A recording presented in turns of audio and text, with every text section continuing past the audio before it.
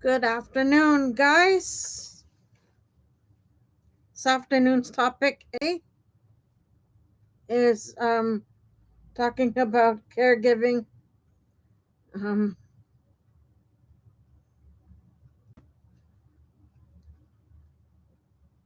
policy.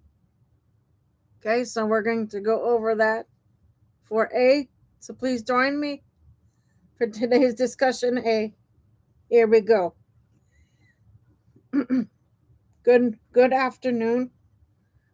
Every day across this country, millions of Americans wake up and begin a familiar balancing act. They get their kids ready for school. They answer emails before the sun is fully up. They show up to work determined to give their best. And then in the quiet moments between tasks, they check their phones for updates from a parent's specialist, a home care aide, or a worried neighbor who stopped by to help.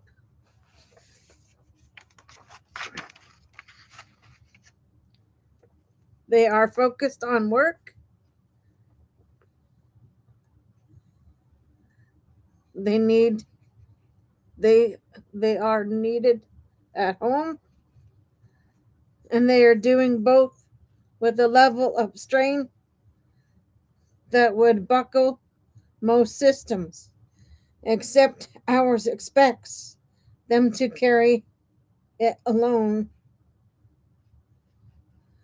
Let me tell you about one of them. Jill is a mother of two with a full-time job. She loves She used to think of her life in tidy compartments, work here, family there, and the occasional crisis managed with a late nights.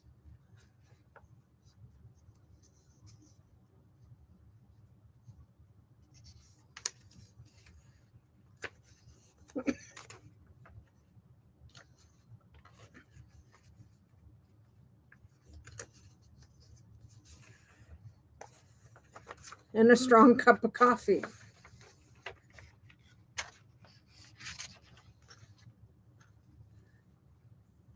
But when her mother's health began to decline, those compartments collapsed. Suddenly she was taking calls from neurologists in the parking lot between meetings. She was reviewing medication lists at midnight. She was trying to remember the last time she'd eaten something that wasn't grabbed on the run. Her employer was sympathetic in the way employers often are, but sympathy doesn't rearrange deadlines or cover missed shifts.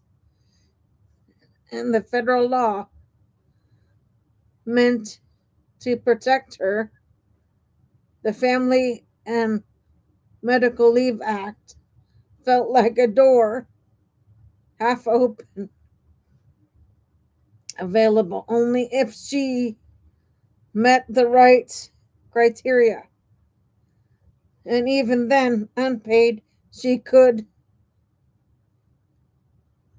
step through it, but only if she could afford the fall.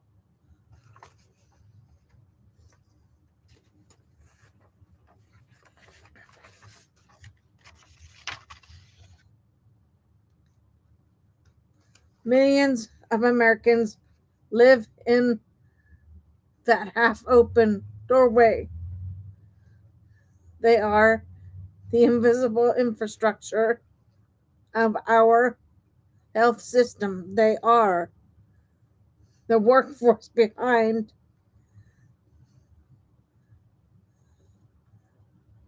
the workforce. And they are exhausted. Caregiving is not a side task, it's a second job, one that arrives without training, wages, or predictable hours.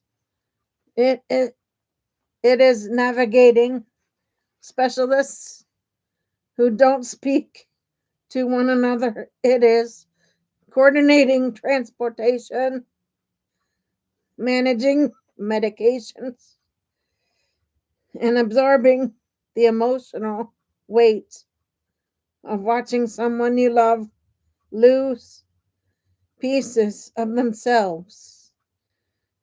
It is the quiet, recognized labor that keeps older adults safe, keeps people with disabilities supported, and keeps our healthcare system functioning.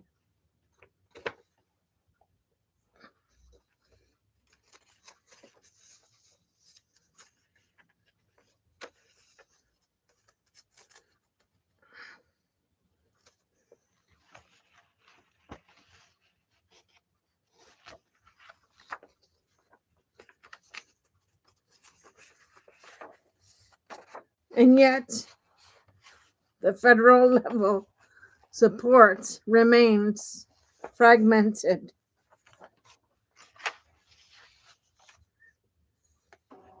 FMLA offers job protection but no income. Medicaid HCBS offers home based services, but only after families spend down their savings. Tax credits are small, respite is scarce. The message is clear: caregiving is essential, but caregivers are on their own. A strong, a strong federal caregiving policy would not erase, erase the grief or exhaustion, but it would change the math. It would mean paid leave that doesn't force families into debt.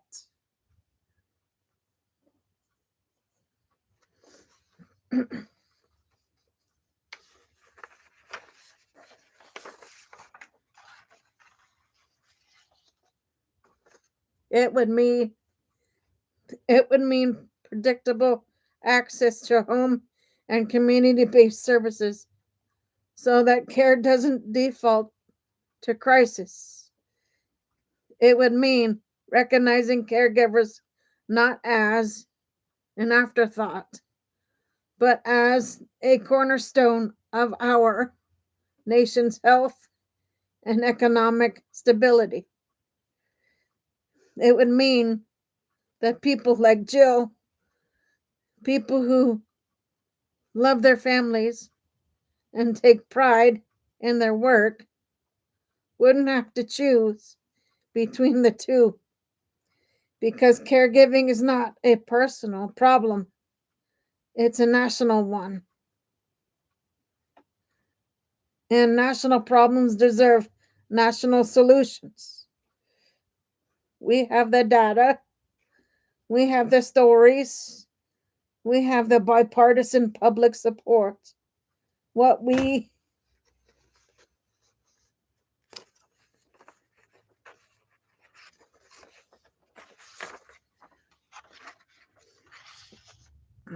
need is the political will to build a system that honors the reality of American life. A system where no one has to stand in that open door way, wondering which parts of their life they can afford to let fall.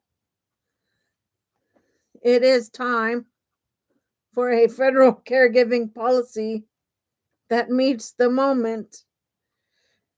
It is time to support the people who support everyone else.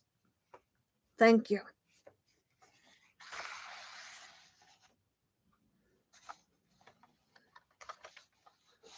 Okay, guys, that's your A for today. I'll be back on with B shortly. Give me a bit for that, please.